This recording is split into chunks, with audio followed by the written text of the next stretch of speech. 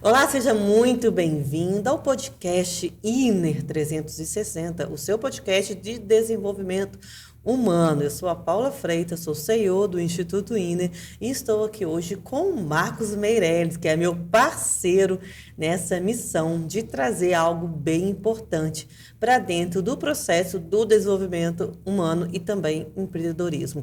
Marquinhos, ou Marcos Meirelles, seja muito bem-vindo, meu querido. Obrigado, Paula. É sempre um prazer estar aqui com vocês, a gente poder conversar sobre um tema tão importante como esse. Então, obrigado pelo convite e espero que a gente possa contribuir bastante para o empreendedorismo, né? E o que a gente mais vê, né, Marcos? Realmente são pessoas empreendendo de forma aleatória. Vamos tentar separar aqui. A gente tem aquele empresário que herdou da família, que vende um negócio familiar. Acrescente se você lembrar mais de algum. A gente tem aquele empresário que escolheu, que fala, sou empreendedor por opção. Eu fui lá, construí uma empresa, eu tinha ali uma vontade, eu sou um bom cozinheiro, então eu comecei a empreender na área de alimentos. E também tem aquele empresário que comprou uma franquia, que tem o dinheiro sobrando, quer investir, muitas das vezes já tem uma outra profissão, e aí ele investe, né? Tem ali o empreendedorismo como um investimento. Seriam esses três ou você enxerga mais alguma outra separação? Eu acho que tem mais um, que é o mais comum, que é o por necessidade. Legal. Quem é o por necessidade? Que na minha visão é a maioria dos empresários que a gente tem. É o cara que está lá na CLT, ele perde o emprego e aí procura no empreendedorismo uma saída para isso. É o cara que está tendo dificuldade na CLT ou cansou do serviço público e precisa migrar não por opção, mas por obrigação. Porque alguma coisa não está funcionando na vida. Aí ele pega ali aquele FGTS, se apoia no seguro-desemprego e vai empreender. E vai empreender. E, geralmente esse empreendedor empreende em qual área? Você tem uma noção? Aí, em geral, a gente vai ver muito serviço, né? Que é o cara que sabe alguma coisa. E aí, por exemplo, uma barbearia. O cara trabalhava numa barbearia, um barbeiro. Aí ele perde o emprego na barbearia e vai abrir a própria dele. Isso aí é muito comum. Você vê muitas pessoas fazendo isso na área de serviço. Comércio é um pouquinho mais difícil às vezes porque requer um investimento maior, né? Ele tem que ter ali um caixa para poder estar colocando, para comprar a mercadoria para poder revender. Então acaba que no serviço é mais fácil essa situação. E aí, Marcos, algo aqui que confunde bastante, até mesmo às vezes na nossa fala, né? A gente consegue separar o empresário e o empreendedor? Ou é a mesma coisa? É totalmente diferente. O empresário é o dono de empresa, é o gestor. O empreendedor, ele pode ser inclusive um funcionário. O empreendedor é aquele que quer fazer além, eu botaria o seguinte, além do que é o habitual, o mandado. Então o empreendedor é esse cara que ele não se contenta em as coisas elas serem como elas são. Ele quer sempre melhorar, ele quer dar um passo a mais. O empresário é o gestor. É o dono da empresa que gere ela. Então, eu sempre divido dessas duas formas. Tem como empresário também ser empreendedor? Eu acho que esse é o melhor, né? Quando ele tem esse desejo ardente de fazer as coisas melhores e ele sabe fazer o negócio acontecer. Então, tem como ele ser só empresário, tem como ser só empreendedor. E quando você é só empreendedor, dono de negócio, é ruim. Então, ou você precisa de um outro sócio, ou você precisa se tornar um empresário. Ou quando você é só um empresário e não é empreendedor, minha visão também é ruim, né? Que acho que falta esse desejo, esse fogo de fazer as coisas acontecer. Sobrecarrega um pouquinho, né? Um cara que quer ser... Que eu vejo muito empresário sendo gargalo da própria empresa, né? Claro. Ele quer ser tudo. Ele quer ser empresário, quer ser empreendedor, quer ser o gestor, quer ser o gerente, quer ser o líder, quer ser o cara do marketing, quer vender. E ele, às vezes, não está aberto a sócios, parceiros ou treinar equipes e funcionários, né? No início do negócio, eu acho que vai ser isso. Eu tenho um vídeo no meu Instagram que eu brinco com isso. Assim, no início do negócio você é o financeiro, o marketing, o comercial. Mas é isso. Quando a gente vai evoluindo, tem que ter a divisão. Se você não tem um sócio, se você tem um sócio, o ideal é que vá dividindo com o sócio essas situações. Um cuida de uma coisa, outro cuida de outra. Fazer essa gestão, né? Fazer essa gestão. Eu acho que eu sou, não sei, acho que aqui no INE, não sei se eu sou mais empresária. Eu acho que o Eduardo, ele é um líder, né? Nato. Ele inspira pessoas, me inspira bastante, inspira a equipe, os master trainers, os trainers. E eu acho que eu faço, junto com a equipe, a gestão mesmo, de aquela coisa mais chata, de planilha, fluxo de caixa, gestão, tarefas, metas. Mas eu também, o INE hoje me faz vibrar muito. Eu sou empresária, mas eu também empreendo por propósito. De fato, não. Você é uma baita de uma empreendedora. Assim, porque é isso. O empresário é aquele cara que só faz aquilo. Minha visão, né, sobre isso. É só aquele cara que só faz a gestão. Você não, você tá na gestão, mas você tá ali melhorando a gestão, tá sempre buscando qual é o próximo passo. E o propósito, assim, eu acho que aí a gente vai para um outro nível, né? Que quando você tem um propósito, cara, muda completamente a ordem das coisas.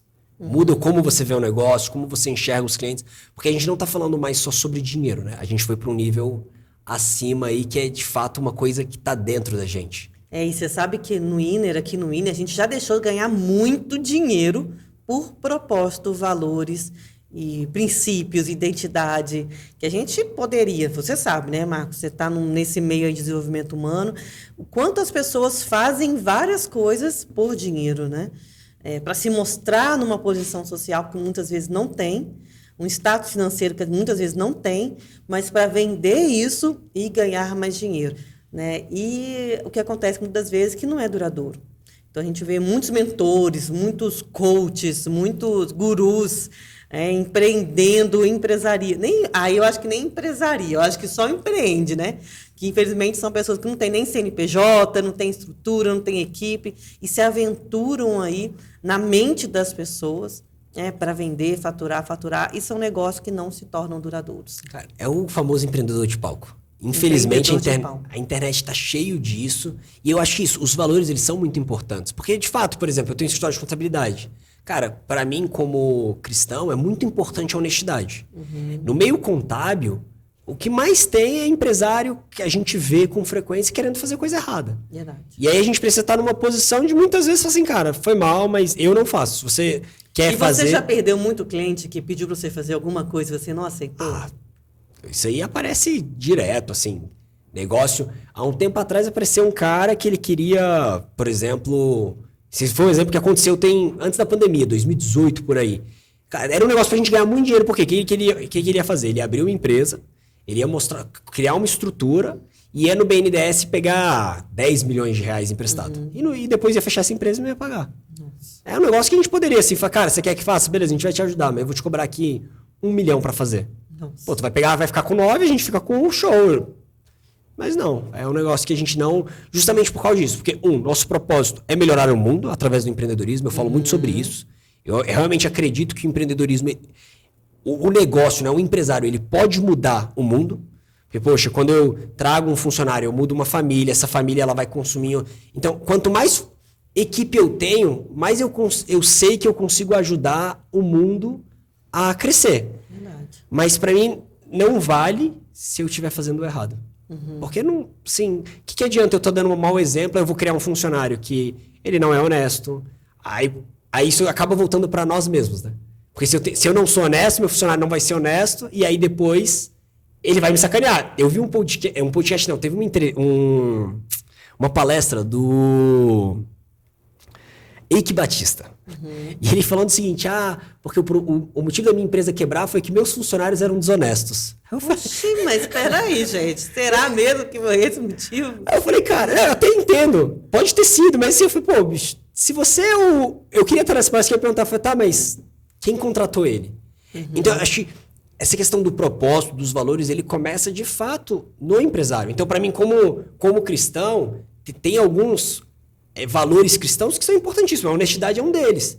E aí eu não vou contratar ninguém que não seja honesto. Que não seja honesto. E a PNL, ela te dá ferramentas para você conseguir identificar, através de perguntas, os valores das pessoas. Né? Aqui no Inner, a gente só contrata, só tem parceiros, pessoas que têm os mesmos valores que a gente, que também é honestidade, lealdade, família. Então, a gente sempre tem esse cuidado de ser uma família, trazer essa noção aqui para a empresa, e realmente faz sentido. Marcos, você comentou sobre que você é uma pessoa cristã. Esse podcast, a gente está trazendo um desafio de trazer a espiritualidade para dentro do empreendedorismo. Quando eu comecei a empreender por propósito, né? E não é o meu propósito de vida, aquela coisa romantizada. Não, eu me conectei com a minha espiritualidade, conectei, no meu caso, com Deus, né? E falei, meu Deus, eu estou aqui ao seu dispor, eu quero servir, eu quero deixar um legado. O que eu posso fazer E Deus foi abrindo portas, me colocando em caminhos que me trouxe até o Inner e trabalhar com agentes de mudança, ajudar pessoas emocionalmente, enfim. E isso me faz vibrar. E não foi uma coisa assim fácil, foi até complicado e difícil, porque eu sou engenheira, assim como o Eduardo também, né? E a gente pivotar numa área que somos, a gente até brincava, né? Abraçadores de árvore, né? Porque quem é coach terapeuta, a gente é abraçador de árvore, a gente é muito mais sinestésico, né? Menos racional. Foi um desafio muito grande. Mas eu acho que isso um pouco aconteceu, né? Acontece muito nas observações que a gente pode trazer até da Bíblia, né? E outros livros. Então, por exemplo, Jesus, ele foi um empresário, em que ele era o dono do CNPJ ali, né? E aí ele tinha ali os 12 discípulos, apóstolos, que seriam os empreendedores do negócio dele, né? E empreenderam de uma forma que, ao meu ver, foi sucesso. Com certeza. O que eles fizeram foi extraordinário. E até esses dias, eu estava até comentando com o George, que a gente teve a curiosidade de pesquisar aonde que os discípulos foram enterrados. E eles foram enterrados, não só em Jerusalém ali, né? Em Israel, na Terra Prometida, eles foram enterrados em vários locais do mundo. Então, após, né, Jesus ter se tornado, né, eterno ali, após, né, a ascensão dele, os discípulos realmente eles continuaram empreendendo por todo o mundo. Eles foram agentes de mudança. Então, talvez eu vejo essa missão, essa visão e os valores da grande empresa que foi a vinda, né, do Filho de Deus à Terra como um negócio de sucesso. Isso que você falou é interessante, voltar lá na parte do CNPJ. Se fosse hoje, provavelmente Cristo teria um CNPJ. Por que eu falo provavelmente? Cristo, quando foi questionado sobre os tributos, que ele falou, dai a César o que é de César, o que ele estava falando? Olha, a gente tem que cumprir a lei. E hoje uma empresa, uma igreja, seja ela uma organização, não só no sentido de ter um local físico, mas no sentido de ter uma organização como era, né? Era Cristo, os 12 apóstolos, eles foram chamando pessoas para ajudar. Ele teria. Então, realmente, foi não um negócio para lucro, né? Mas um negócio social. De que para transformar... Seria uma ONG?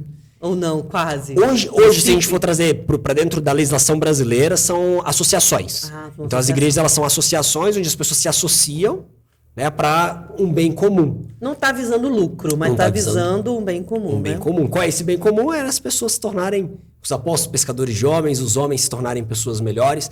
E assim, eu gosto muito dos exemplos de Jesus Cristo, que eu brinco que ele foi o maior vendedor.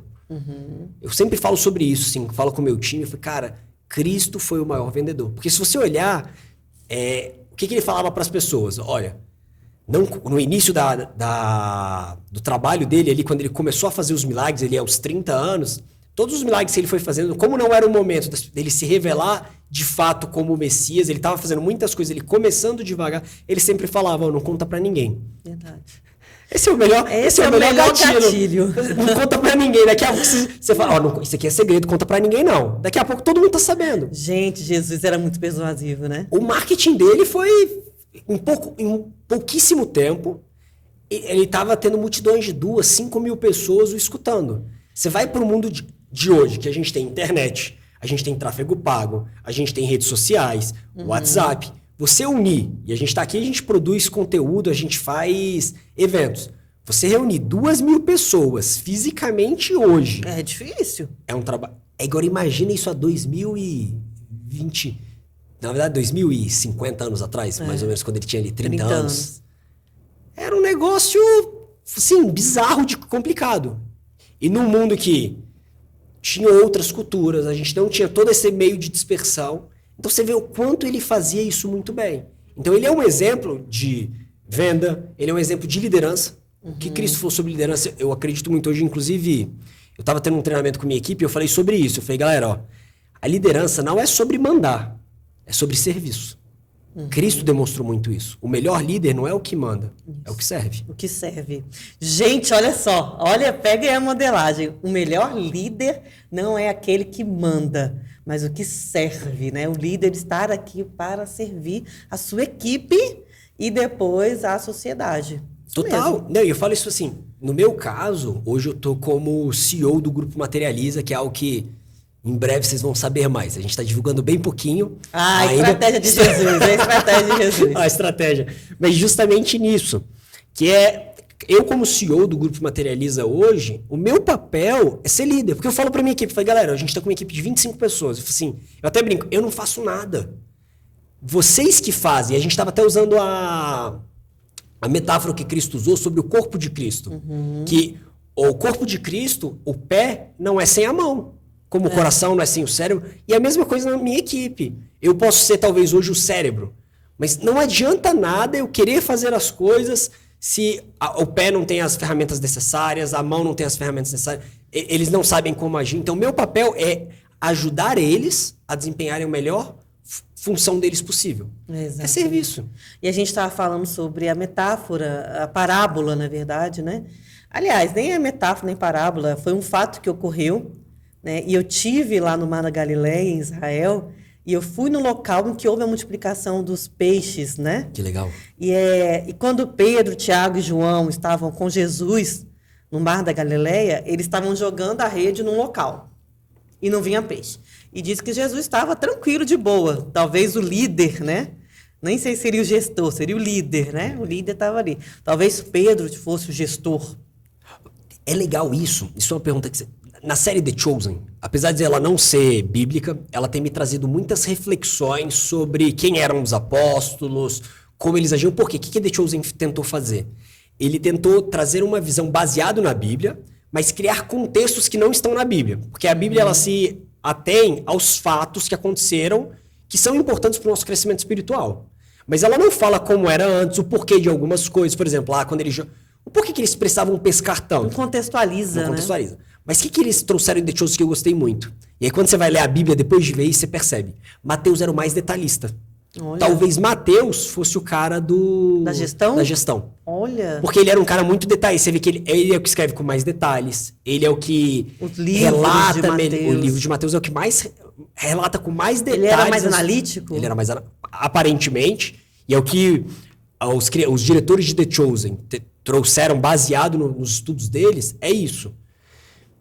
Se era ou não, eu não sei. Mas Pedro que realmente... era mais dominante, né? Pedro Talvez. era mais dominante. Pedro total. Quando a gente vê lá a parte de quando Cristo é traído por Judas, que eles vêm prender, Pedro toma a frente. Toma a frente. Ele demonstra muito isso. Seria o braço direito, aquela pessoa que está ali. E aí, né, voltando, a gente está falando desse fato do milagre dos peixes.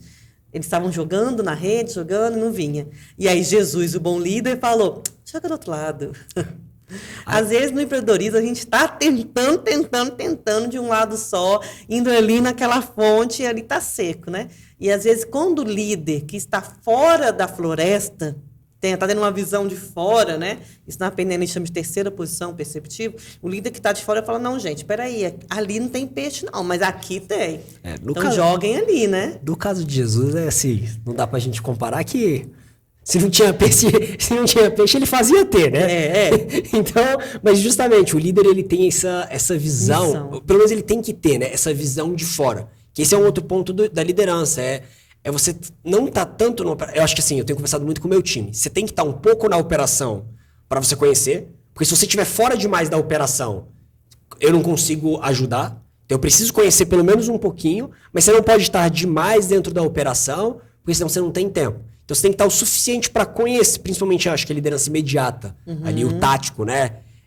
O estratégico não. O dono da empresa ele tem que estar no nível, não tem como a gente estar um pouquinho em cada. Mas o tático ele tem que estar, porque a gente fala de vários níveis, né?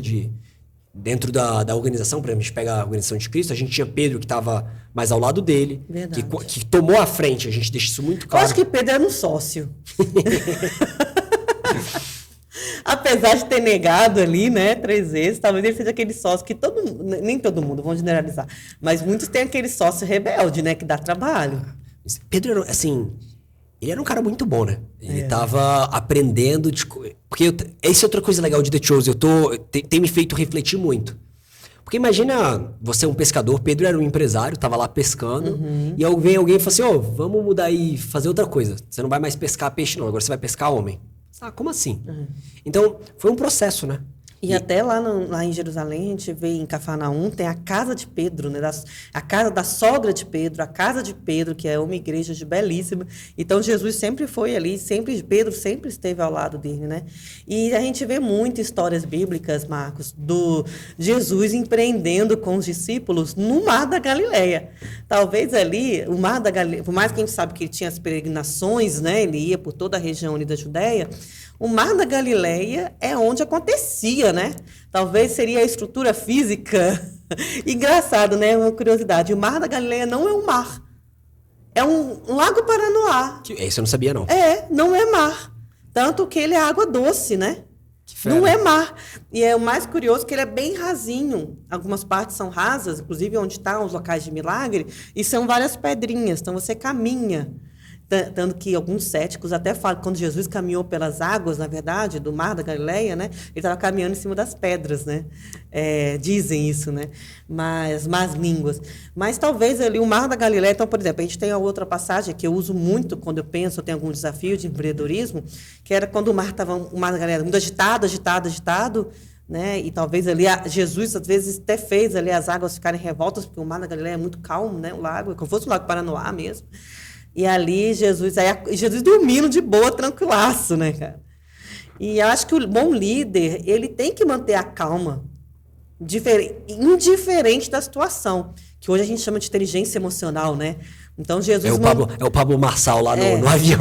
O avião tava lá, né? E o Pablo Marçal, calma, não se preocupe, eu estou aqui. E Jesus foi bem isso, né? Ele falou, não, gente, que homens, vocês são pouca fé, tá tudo certo.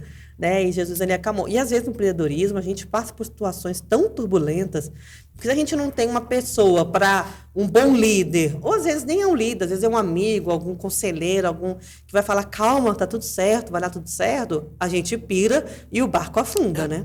E é isso, o time, ele muitas vezes, por exemplo, a gente passou em 2017 por uma situação bem complicada em relação ao time, a gente perdeu liderança, então foi um momento muito complexo.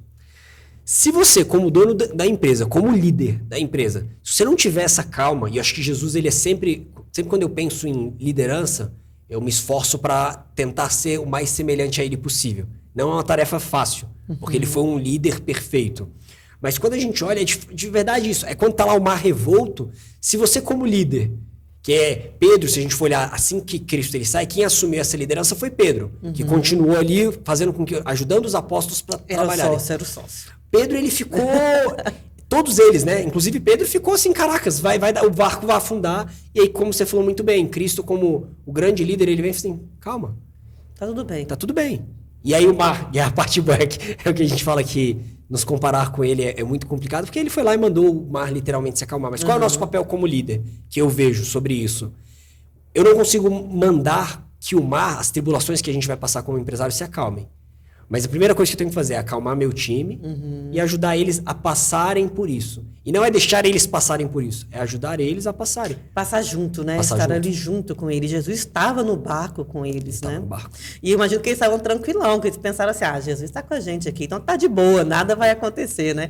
E o mar lá dando pivote, lá o barco quase caindo e Jesus dormindo, né? E às vezes eu vejo também do empreendedorismo que às vezes o dono da empresa, o líder, é taxado pelos funcionários como o preguiçoso. Então acontece muito assim, por exemplo, eu vejo muito empresário falando isso. Eu não posso viajar que minha equipe desanda. Já ouviu isso, Marquinhos? Cara, muito, né? É um absurdo. Já, infelizmente, tem muito empresário que... Eu acho que é muito mais sobre o empresário acreditar e a cultura que ele impõe. E acho que é isso, a comunicação. Porque, de fato, existem empresários que não fazem nada no negócio? Existem. São todos não. E aí muitos funcionários vêm mal habituados achando que toda liderança é assim. Agora, quando você é um líder que está presente, que você demonstra ali, cara, fica muito, muito difícil. Porque as pessoas vão ver, pô, ele sempre está aqui. Então, eu, por exemplo, assim, eu comecei uma liderança muito jovem como empresário. Eu nunca tive esse problema. Mas por quê? Porque todos os momentos eu estive do lado do time. Verdade. Então, eu sempre estive ali mostrando assim, cara, eu tô aqui para ajudar. Beleza, estou de férias. Eu espero não precisar. Mas se precisar, eu tô aqui. Meu papel aqui é ajudar vocês. É dar as ferramentas que vocês precisam para resolver as situações. Exatamente. Mas não conseguiu... E Jesus pode nem dar uma dormidinha, E o líder, às vezes, também não pode nem dar uma dormidinha, que parece que as coisas dão uma bagunçada, né? E aí vem da comunicação estratégica com o seu time, vem de você prever situações. Então, uma dica que eu falo, vai viajar, igual, eu lembro que eu e o George, a gente viaja muito, né? E a gente levava o notebook. Agora, até já conversou sobre isso, né? Sobre isso já. Aí a gente não leva mais notebook nas viagens. Seja viagem à família, para ver minha família, ou viagem de lazer mesmo, de ir para o Nordeste, qualquer lugar. A gente parou com isso. Então, a gente tenta organizar tudo de uma forma para que a gente possa viajar. Eu sei que desafios vão vir, mas a gente delega e confia, né? Delega e confia. Eu realmente acredito muito nisso. E assim, o caso de Jesus Cristo, quando a gente pega lá, até trazendo essa análise para o nosso dia, a gente está falando de uma equipe muito jovem, né?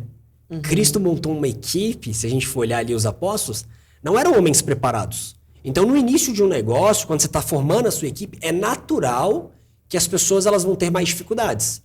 Mas a gente vê os apóstolos ali, quando eles estão com Cristo, porque se a gente pegar o seguinte, foram só 3 anos. Entre os 30 anos, quando Cristo começa de fato a missão messiânica dele, onde a gente tem registro na Bíblia, até os 33. Cara, muito pouco tempo. Né? É pouquíssimo tempo. E a gente não sabe exatamente... Seria uma startup? Cara, acho que eu nunca vi nenhuma startup fazer... Olha, também alavancar.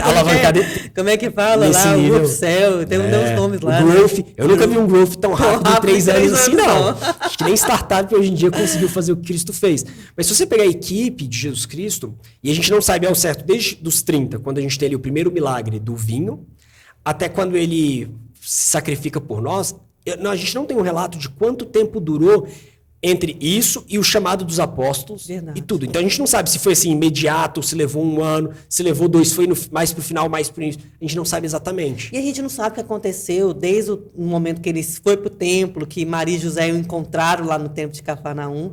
E aí a Bíblia, por isso que é legal ver o The Choice, que ela dá um salto. The Choice, ele tenta mostrar um pouco isso. E aí o que eu penso quando a gente fala de negócio? É justamente isso. Fala, olha, era uma equipe, quando a gente está no barco, era uma equipe muito jovem. Agora, quando a gente vai para as cartas de Paulo, a gente já começa a ver as cartas de Pedro, né, e Paulo, você começa a ver homens muito mais, quando a gente pega ele, principalmente Pedro, né, quando a gente começa a ver as cartas ali que ele mandou, e ele começa a relatar os outros apóstolos. Você vê João, lá quando ele escreve Apocalipse, um apóstolo muito mais sênior, muito mais centrado, conhecendo melhor a missão dele, e Cristo já tinha ido. Então, ele já não... Então a gente vê que no negócio é a mesma coisa. A gente tem que preparar nosso time para chegar nesse nível. Não vai ser da noite pro dia. Tem que deixar um legado, né? Tem que deixar um legado. O que a gente está falando. Eu acho que todo empreendedor... tem até uma fala que o Jorge traz muito, João Quebra, que ele fala, toda empresa ela tem que ser feita para ser vendida. Mas eu acho que nem é vendida, acho que é para deixar um legado. Mesmo que você não esteja na liderança, mas está tudo certo. Você pode deixar outras pessoas, né, com este seu papel e você fazer outra coisa. Está tudo certo. E é isso, gente. Eu acho que hoje a gente trouxe um desafio muito grande sobre como Cristo empreendeu na Terra, né, e empresariou. Como seria, trazendo essa analogia, para o empreendedor do dia de hoje? E acho que você deve ter mais alguma coisa para acrescentar, Marquinhos, mas antes disso eu queria te fazer um desafio. Legal. Olha, a gente vai fazer o próximo podcast, próxima terça, que a gente está gravando e vai transmitir para vocês, né, nossos alunos INER. Mas eu acho que toda empresa tem um Judas. Como que a gente pode lidar com o Judas? Acho que seria um bom tema, né? A gente trazer a modelagem de Judas frente ao que ele fez, o que aconteceu, o antes e o depois. É um tema interessante? O que Nossa, você acha? eu acho que total. De fato, toda empresa tem aquele cara que aparenta querer ajudar e, na verdade, não está ajudando. Que dá o beijinho na face, né? E depois... Realmente é um tema, assim...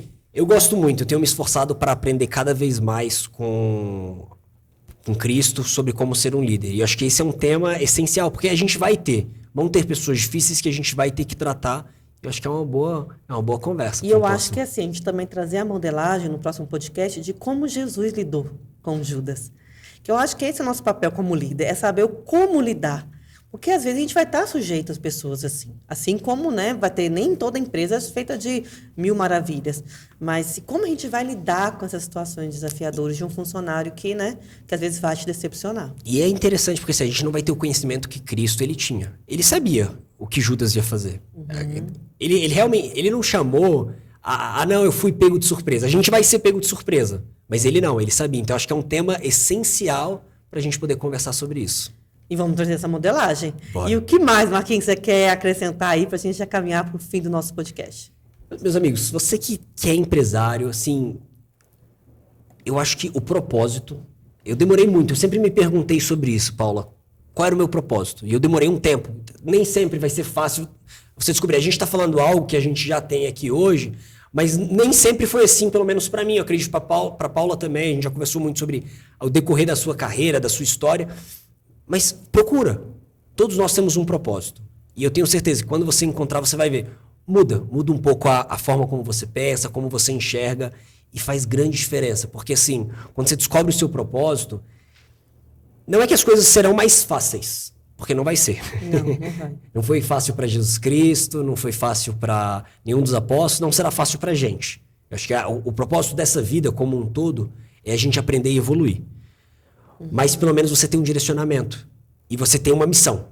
E aí fica muito mais fácil de permanecer na missão. Isso. Porque você sabe qual é. Os apóstolos, eles permaneceram porque eles sabiam qual era a missão deles. Mesmo depois de todos os desafios, mesmo Pedro tendo negado Cristo 3 vezes, ele sabia.